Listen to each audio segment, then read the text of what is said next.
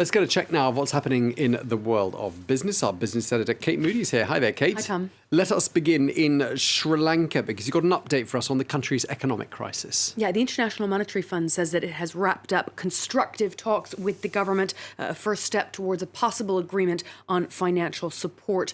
Now, as those talks wrapped up, the island saw yet another day of protests as people grow frustrated with fuel, food and medicine shortages. Earlier this week, the government ordered schools to be shut for a few weeks. It banned fuel sales for all but what it deems essential services like hospitals and some public transport. Sri Lanka defaulted on its $51 billion foreign debt in April. The IMF says it would need to tackle corruption and raise taxes before agreeing to any bailout. The European Union has sealed a free trade deal with New Zealand after 4 years of negotiations.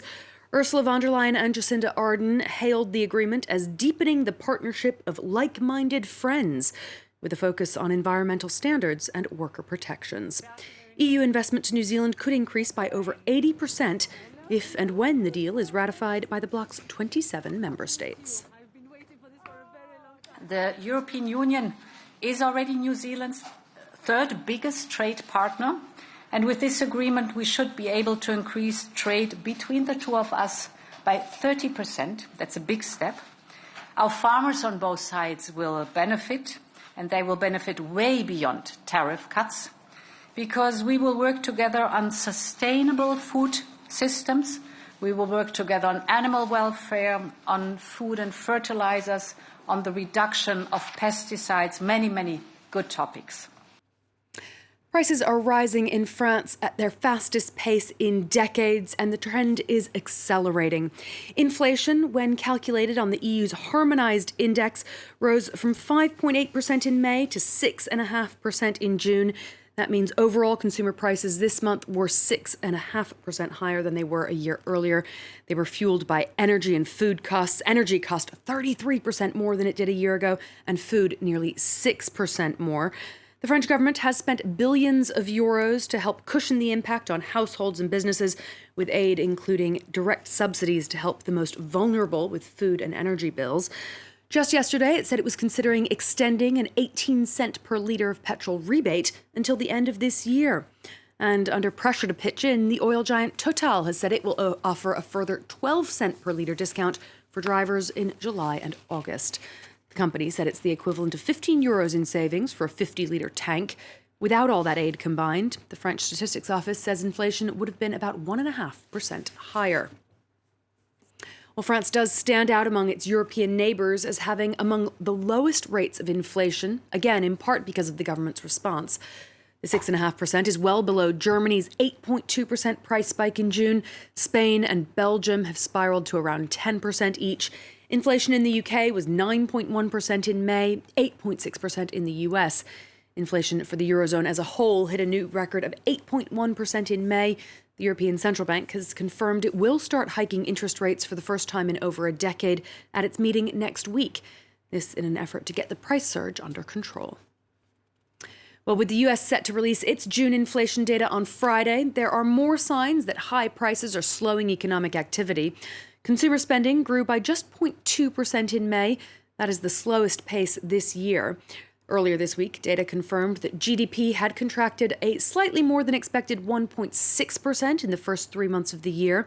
If that trend continues in the second quarter, which ends this Thursday, the world's largest economy would officially be in recession.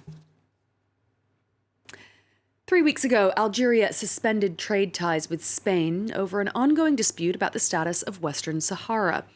Algeria is a key supplier of natural gas to Spain, which in turn exports around €2 billion worth of goods to Algeria every year.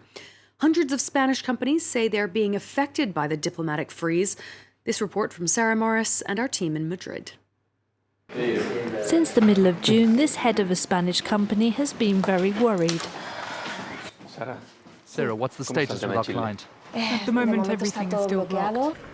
This chemical products firm makes 85% of its turnover from Algeria. But since the dispute between Algeria and Spain, business has ground to a halt.